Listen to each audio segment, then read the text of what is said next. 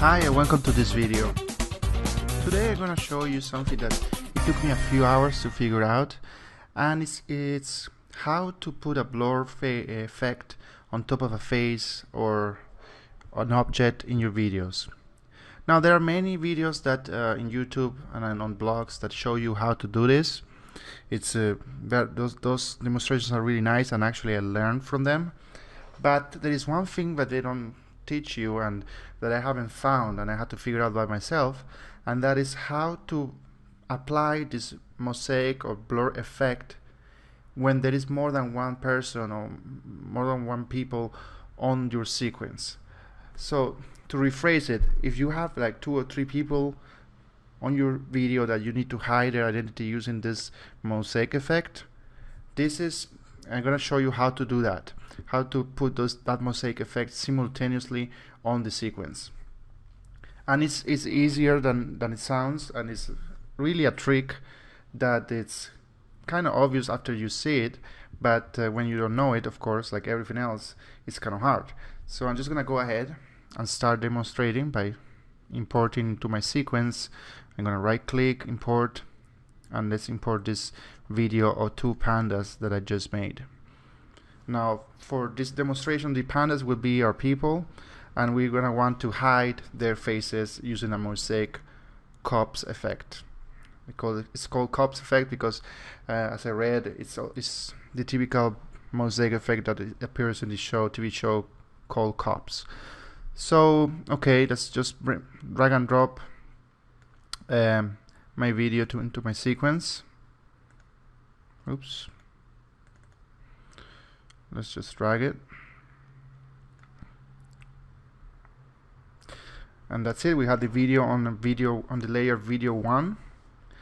And the next step would be to make a copy of this video. So I'm just gonna select it, Control C to copy it on a Windows. I think it's Command C on a Mac to copy it, and then Control V, Control and the letter V to paste it.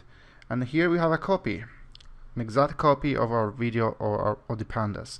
Now I'm just gonna superimpose it. I'm gonna move it to video 2, and it's gonna snap right into place because I have this snap magnet tool activated, so it's in perfect sync. After that is done, I'm just gonna move my time sequence to the beginning, and there you go. You have the 2 pandas, the original video on video 1 and the copy on video 2. The next step is we're gonna put 2 titles on each of the pandas faces. So let's create a title by just using the shortcut Control T, and let's name it Panda 1 and press OK.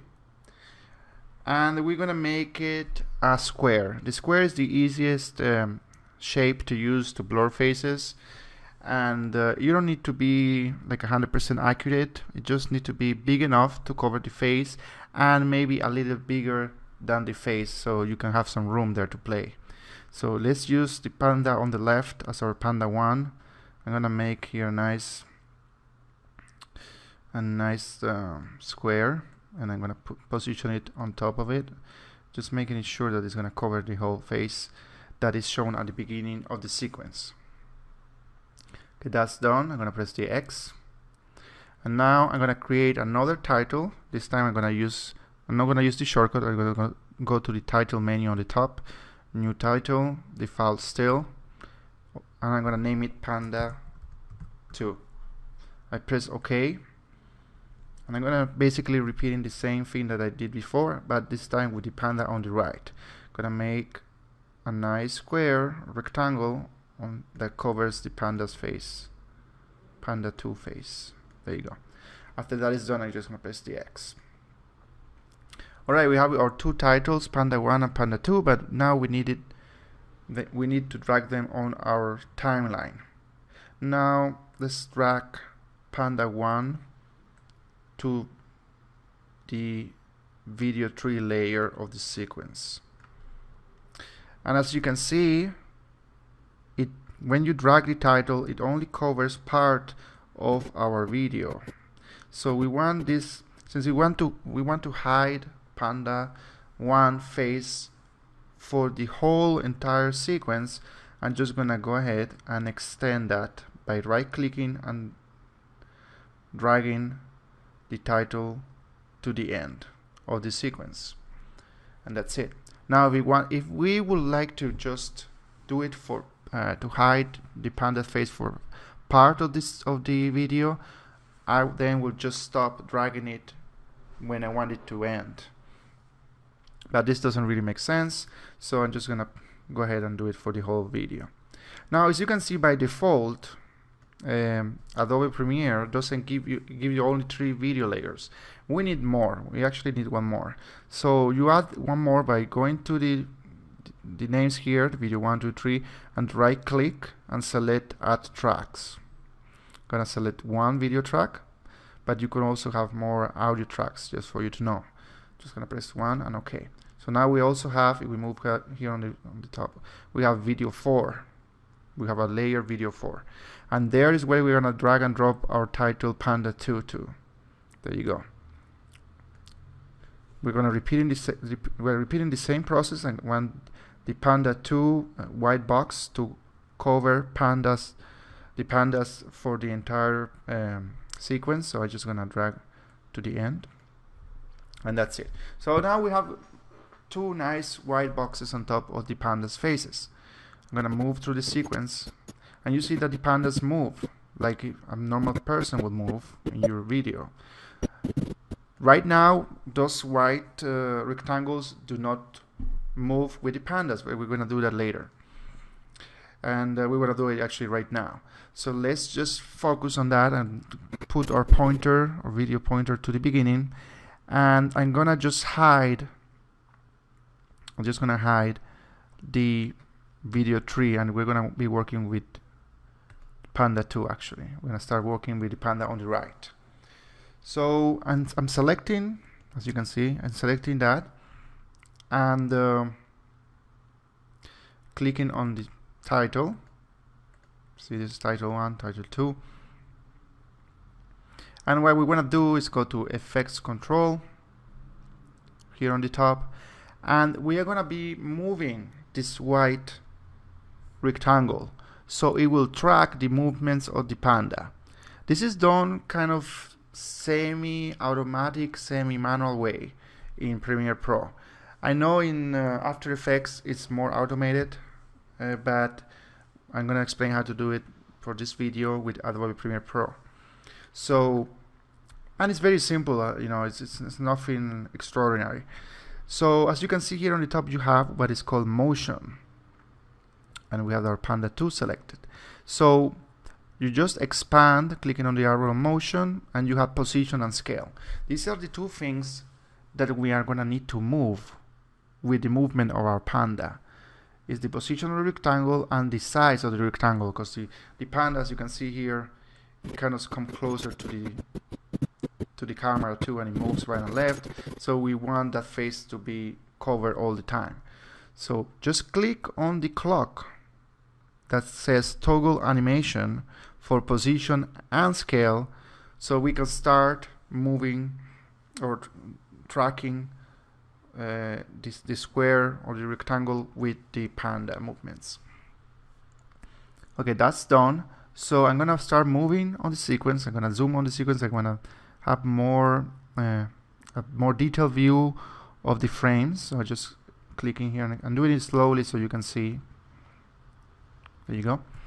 So, and now I'm gonna start moving through the sequence with the pointer. So let's see. At the same time that I'm doing this, and my eyes are on the panda with the white rectangle. So there you go. I would move until the white rectangle does not cover the face of the panda or what I want to hide. So right now it's just one ear out, so it's fine, but you can see the panda is starting to move closer to the camera. So what I want to do is I want to move, so just select this and move the rectangle, the click, maintain the click pressed, and move the rectangle to the position that the panda is moving or your face is moving. Then release the click. Now move in the time frame a little bit forward. You see that the panda stays there and now it's starting to go up. So go back to the rectangle, click it, and move it up to the position that the panda moved to. Release the click, go back to the time frame, move in time. He's moving a little bit to the right, so I'm gonna go ahead and click the rectangle and move it to the right.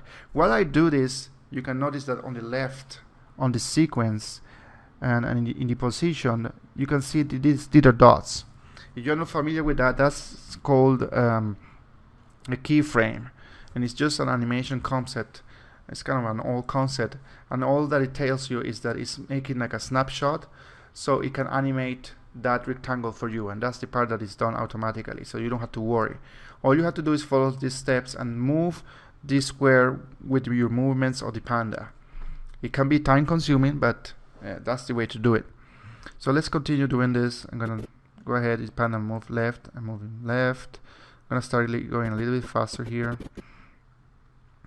You can go back to if you think you made a mistake. There you go. It's moving up, so I'm gonna move up. I'll start moving faster here. You see, the more changes I do, the more keyframes I create. It's gonna go up here. The good thing is that I have created a big enough rectangle so that the face is covered without with minimal effort. If you create a rectangle that is too small, you're gonna have to change it more times. So I'm gonna keep going. Okay, here the panda is moving out of my rectangle. I move the rectangle. It's moving again. You may want to do this carefully, so you do it only once. If you do it in a hurry or in a haste, you may have to go back and do the digital changes. The panda face may be exposed for seconds because you went too fast in the sequence, so you may have to revise that. So I'm just gonna continue. See, still is on the shot. It's moving to the left. We move the rectangle to the left. It's moving more to the left, so I follow it. So now it's moving a little bit to the right. Now it's quickly changing to the left and to the right. So I'm just gonna go ahead and put it to the right, to the right, more to the right. Also, it's important to know that we are dealing with pandas, but with people, you know, will especially take care of hiding the eyes. I think the eyes is the most important part that you want to hide. So if any of the eyes are out of the rectangle, you may want to for sure hide that. So in this case, you know, this is just a panda, so we don't need to be that specific. There you go. Here I created some very fast movements, so it will take some work or more work to hide it more accurately. So I'm gonna go back because here he moved to the left. There you go. So you get the idea. You just do it until the end. I'm not gonna continue doing it. But so if I start, let's play from the beginning. You see that the rectangle kind of almost perfectly follow the face, and the face of the panda remains inside the rectangle. So what you're gonna do after you finish that, you're done with that title, the title 2, panda 2. So you now have to click on the title of panda 1. Let's show it, and let's hide the other one so we don't touch it, and you may even want to lock it by clicking the other lock sign so it doesn't get changed accidentally. So going back, now you're gonna do the same for panda 1. Just simply go to motion, select the clock of position and scale, and just move it. I'm gonna move the timeline. You see that it's not, the panda 1 on the left is not moving, it's not moving, it's not moving. And now it's gonna start to move. So I'm gonna start moving my rectangle. Now, not only will, you may need to change the place, like I'm doing the same thing that I did before, but you may want to change the scale. So you see this panda is getting closer to the camera, so I need the face is getting bigger. I need the tile to be bigger. So all you have to do is click on this, or you can also change the scale by going to the number and go right. You see it's increasing, and then so the cool thing is that you can do two things at the same time. You can change the scale and you can change the position. So, and Premiere will take care of the animation effect for you. So, but it doesn't, the only thing that you need to do is do what we are doing, is track the rectangle with the pandas movement. That's something that Premiere cannot do for you. So you see this is like a fast right. So we might want to do it like this, and then back.